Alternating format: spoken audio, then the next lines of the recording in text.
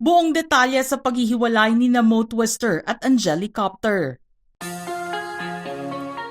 Isang nakakagulat na revelasyon ang inihayag ni DJ Mo Twister o Mohan Gumatay sa tunay na buhay tungkol sa kanyang personal life noong nakaraang linggo. Hindi naman na kailangan pang sabihin ito sa publiko dahil pribadong parte na ito ng kanyang buhay. Ngunit minabuti pa rin niyang ibahagi ang kwento nito dahil nagkataon naman na konektado rin iyon sa kanilang paksa sa kanyang podcast na GTWM o Good Times with Mo sa Spotify na may pamagat na Healthy Disagreements. Sa episode 56 ng GTWM Year 13, dito sinabi ni Mo kung gaano kasakit ang mahiwalayan ng kanyang asawa.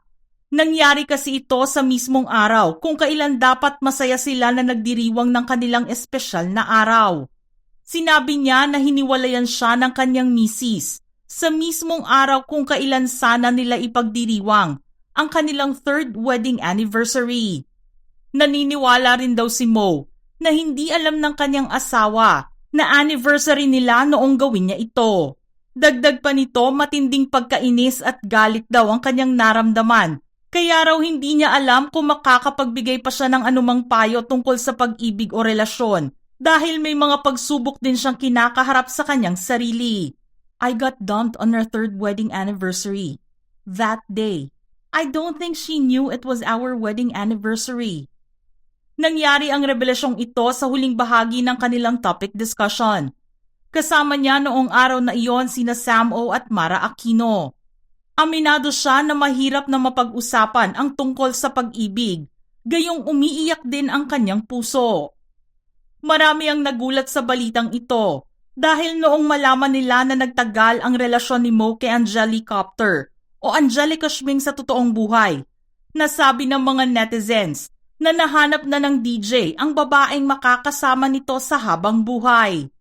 Pero kabaligtaran pala ang mangyayari dahil matapos lang ang 3 taong pagpapakasal, nakipaghiwalay si Angelica sa kanya. Umaasa naman ang mga nagdasal para sa kanilang relasyon na maayos pa nila ang anumang problemang kanilang kinahaharap sa kasalukuyan.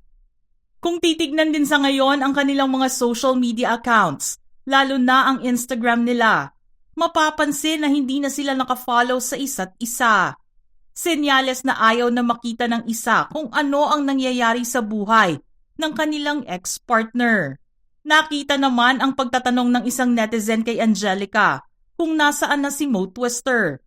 Ang naging sagot naman niya sa tanong ay, "Right now, as I reply, he is at our home basement, biking and watching a movie at the same time." Nabasa rin ang tanong ng isa pa na gustong malaman kung nagkikita pa sila ng DJ. Pero ibang commenter ang sumagot at nagsabing nag-unfollowhan na nga ang dalawa sa social media. Ang huling post ni Mo sa IG kasama ang kanyang buong pamilya ay noong December 2023 pa. Samantalang si Angelica naman ay nakita pa ang isang post nito noong April 2024 bago ang selebrasyon ng Mother's Day kasama si Mo. Nakakakilig ang love story ni Mo at Angelica. Ang kwento nila ay pwedeng pumasa bilang istorya ng isang pelikula o di kaya ay isang radio romance series. Una silang nagkakilala noong 2010 sa pamamagitan ng dating radio show ni Mo.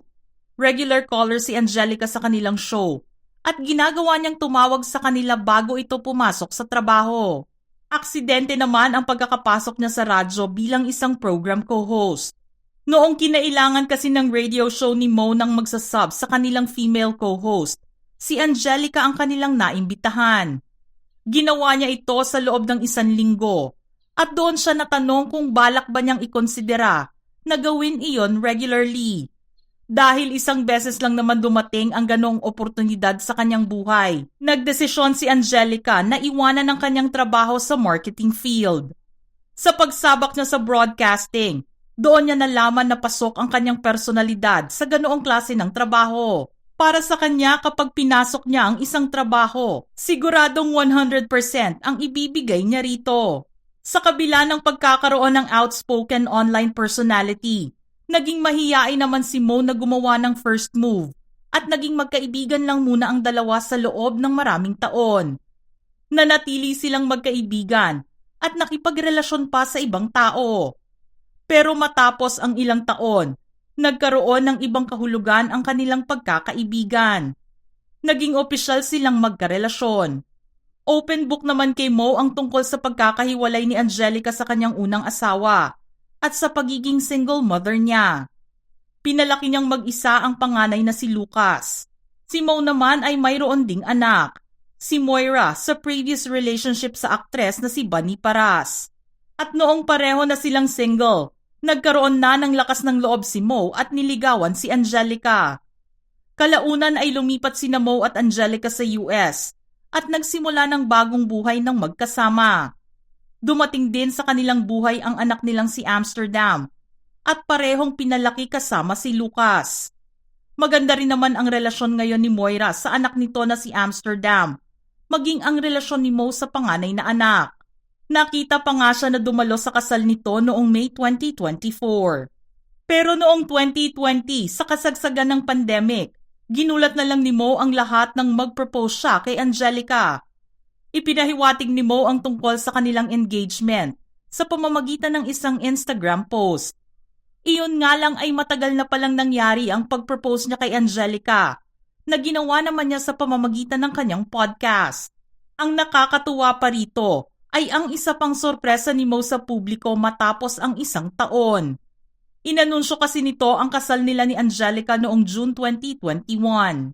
Nagkaroon sila ng simple ngunit makabuluhang seremonya sa Iceland, ang lugar na kanilang pinuntahan isang taon bago ang nakatakdang petsa ng kanilang pag-iisang dibdib.